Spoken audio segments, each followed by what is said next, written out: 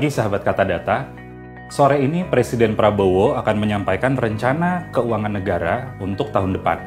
Tapi sebelum bicara masa depan, mungkin kita perlu mengingat dulu seperti apa kondisi saat ini. Saya akan mengajak Anda melihat beberapa data tentang APBN 2025. Mari kita masuk ke data pertama. Berdasarkan dokumen yang dirilis Kementerian Keuangan, target pendapatan negara tahun ini sekitar 3.000 triliun. Sedangkan rencana belanjanya 3.600 triliun. Artinya, APBN tahun ini mengalami defisit atau kekurangan anggaran sebesar sekitar 600 triliun. Defisit ini biasa ditutup pemerintah melalui utang. Lalu belanja negara yang besar ini untuk apa sih? Mari kita lihat data berikutnya. Dalam APBN 2025, belanja pemerintah paling besar tahun ini dialokasikan untuk fungsi pelayanan umum. Fungsi pelayanan umum ini adalah belanja-belanja untuk meningkatkan kualitas layanan pemerintah kepada publik. Isi belanjanya apa? Isi belanjanya berupa tunjangan dan gaji untuk ASN, juga termasuk pembayaran bunga utang dan belanja operasional pemerintah lainnya. Lalu belanja terbesar kedua ditujukan untuk fungsi ekonomi.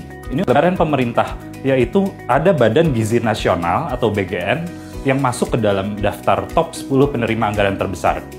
Badan Gizi Nasional ini adalah lembaga baru yang dibentuk Presiden Prabowo untuk melaksanakan program makan bergizi gratis. Sebelum-sebelumnya tidak ada. Dan untuk makan gizi gratis yang dilaksanakan Badan Gizi Nasional tahun ini ada anggaran sekitar 71 triliun yang ada kemungkinan ditambah menjadi 171 triliun. Sangat besar, lebih besar dibanding anggaran Kementerian Pendidikan Tinggi, Sains dan Teknologi. Tapi bukan cuma BGN dan makan bergizi gratis. Ada juga program unggulan lain dari Presiden Prabowo yang membutuhkan anggaran besar. Mari kita lihat data selanjutnya. Menurut laporan Menteri Keuangan, tahun ini ada 11 program unggulan dari Presiden Prabowo yang membutuhkan anggaran besar, yaitu pertama, paling besar untuk Koperasi Desa Merah Putih. Nilainya sekitar 200 triliun. Lalu di urutan kedua ada makan bergizi gratis yang tadi dikelola oleh Badan Gizi. Dan di urutan ketiga ada program 3 juta rumah. Program-program unggulan yang membutuhkan anggaran besar ini mendapat banyak kritik.